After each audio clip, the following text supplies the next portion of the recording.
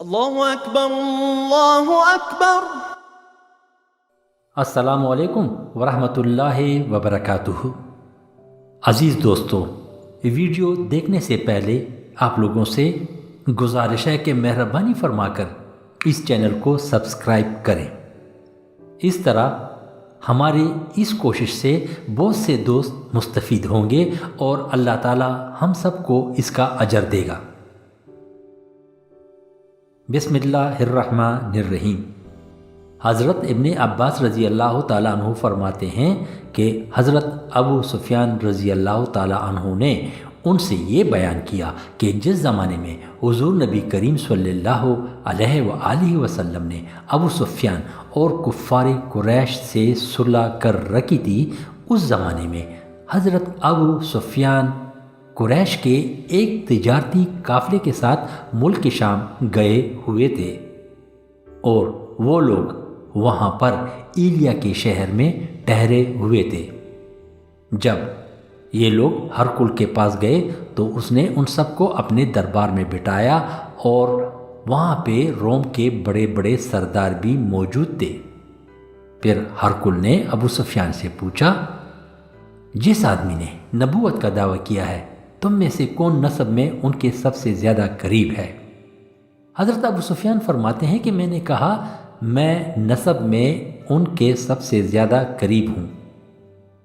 تو ہرقل نے کہا کہ ابو سفیان کو میرے قریب کر دو اور اس کے ساتھیوں کو اس کے قریب پیچھے ہی بٹھا دو۔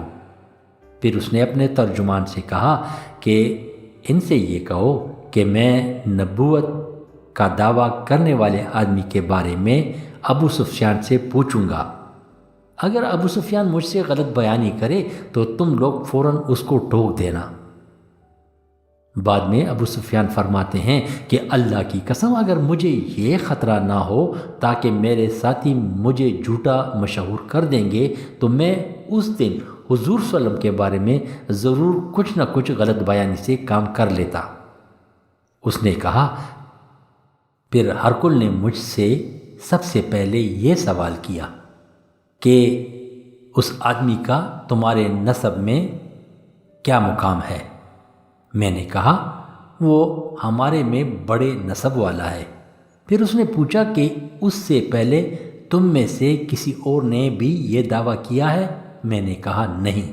پھر اس نے پوچھا کہ اس آدمی کے آباء و اجداد میں کوئی بادشاہ گزرا ہے؟ تو میں نے کہا نہیں۔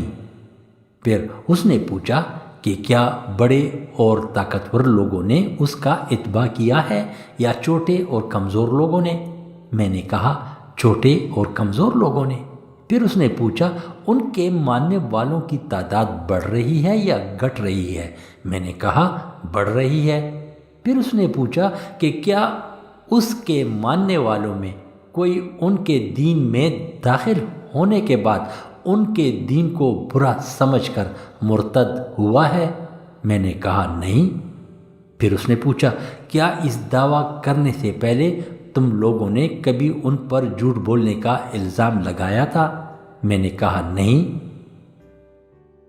پھر اس نے پوچھا کہ کیا کبھی وہ معاہدے کی خلاف ورزی کرتے ہیں؟ میں نے کہا نہیں، لیکن آج کل ہمارا ان سے ایک معاہدہ چل رہا ہے، ہمیں پتہ نہیں کہ وہ اس کے بارے میں کیا کریں گے۔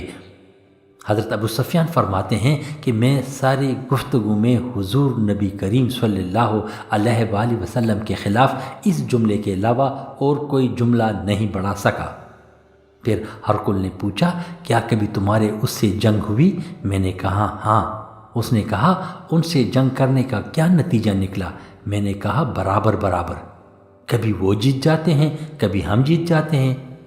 پھر اس نے پوچھا وہ تمہیں کن باتوں کا حکم دیتے ہیں؟ میں نے کہا وہ یہ کہتے ہیں کہ اللہ کی عبادت کرو اور اس کے ساتھ کسی کو شریک نہ ٹھہراؤ، اور تمہارے آباء و اجداد جو کہتے تھے اسے چھوڑ دو، وہ ہمیں نماز پڑھنے، سچ بولنے، پاک دامنی اور صلہ رحمی کا حکم دیتے ہیں۔